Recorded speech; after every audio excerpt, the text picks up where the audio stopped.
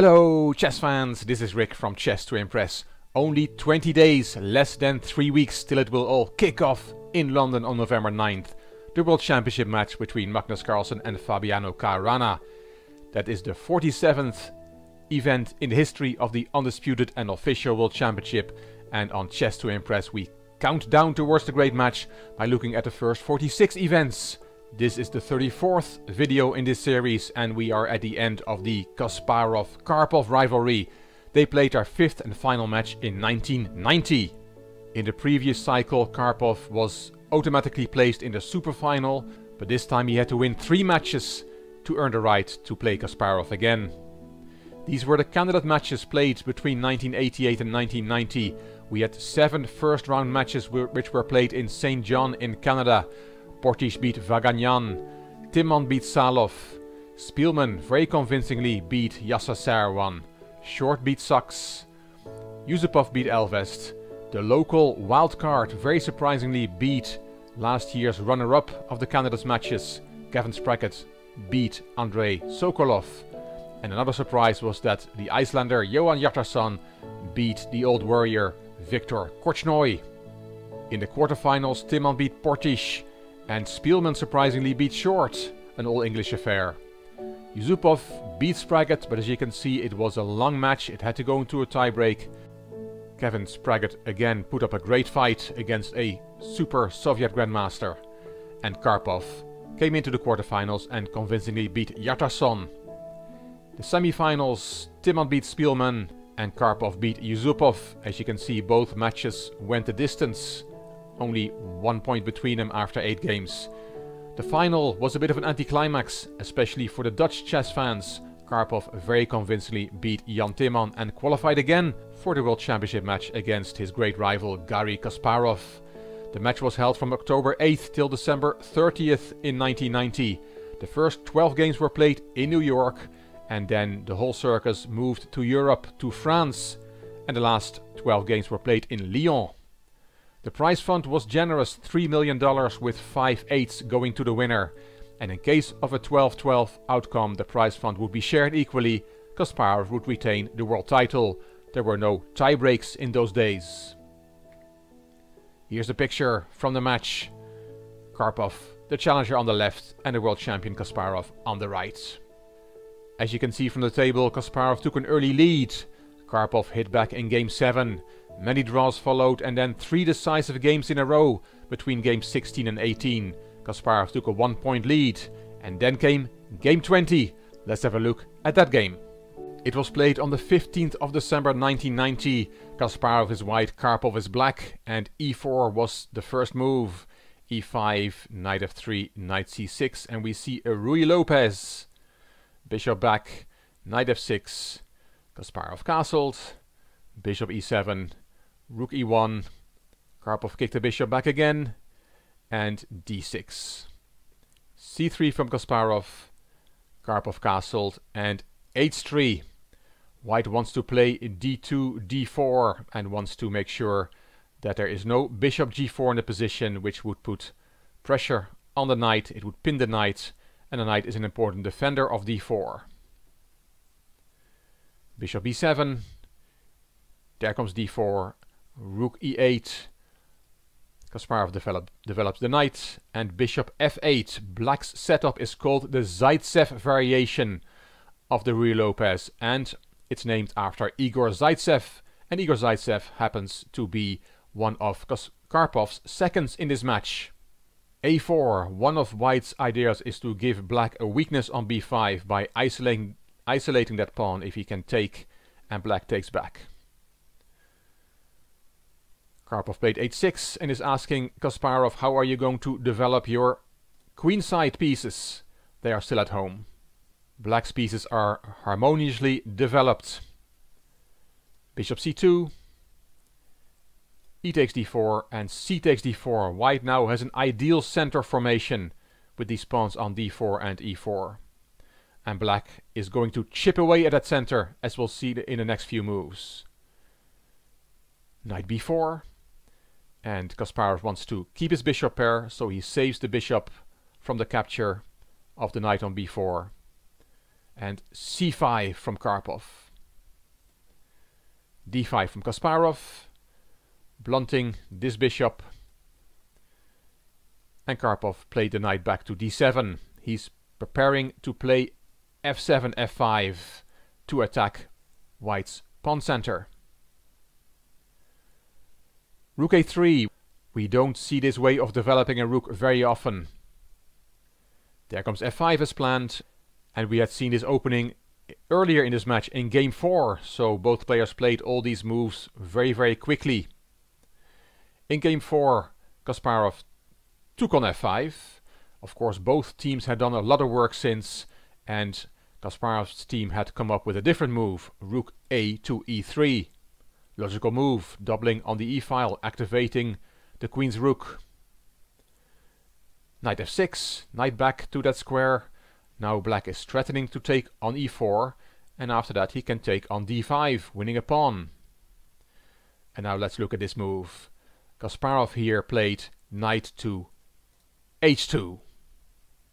That knight was fine on f3, but he plays it to h2, a very passive square, but of course there was a reason behind it. This idea must have been missed by Team Karpov, as Karpov now thought for almost half an hour about his reply. The idea of knight h2 is that White wants to attack the black king. He wants to slide over the rook to g3. And as we'll see, that idea involves a pawn sacrifice. Karpov must not have liked the position after f takes e4, knight takes e4 and knight f takes d5, rook g3, king h8 to unpin the g-pawn, and then knight g4. He must not have liked this position, and that's why instead of taking on e4, Karpov played king h8 in this position, proactively moving the king out of the way of the g-file. Another great move from Kasparov, b2, b3. A very nice small move to get the dark squared bishop into the attack as well. All the pieces want to be at the party. They all want to attack black's king. Karpov took on the a4, b takes, and he played c4. Karpov has to find counterplay on the queen side. Now one idea is to bring in a knight to d3. You can take the pawn on c4, but then after f takes e4, this does not promise White an advantage. So Kasparov left that pawn alone. He did not take on c4. He continued building up his attack with bishop b2. F takes e4, knight takes, and black wins a pawn. Knight f takes d5. Black is a pawn up, but White has great compensation. In the next few moves he will direct all his pieces into an attack on black's king. This is an amazing game. Rook g3 as planned, that's why the knight went to h2 to let the rook through. And a nice defensive move from Karpov, rook e6. One of White's ideas is to bring the queen into the attack through h5, but then there is queen e8 challenging that queen. That's one of the ideas of bringing the rook to e6. Kasparov activated his knight, knight g4, bringing that knight back into the game. Queen e8 as planned, it looks logical, doubling on the e-file and keeping an eye on the h5 square, but it is actually a mistake. And as a kibitzer on the internet said when I was researching this game, most sources seem to believe that 25 queen e8 was the losing move, though that's hard to see at first glance, or at second glance for that matter. Indeed, it's very difficult to see that this move is a bad move. Kasparov said straight after the game that Karpov should have played knight d3 to get rid of one of White's very strong bishops. But queen e8 was played, and Kasparov finds another magical move. He sacrificed a piece with knight takes h6 to open up black's position. You cannot take with the pawn because we have a pin over this diagonal, but you can take with the rook. Karpov did not do that because then White has knight takes d6, attacking the queen with the knight and with the rook, also attacking this unprotected bishop on b7.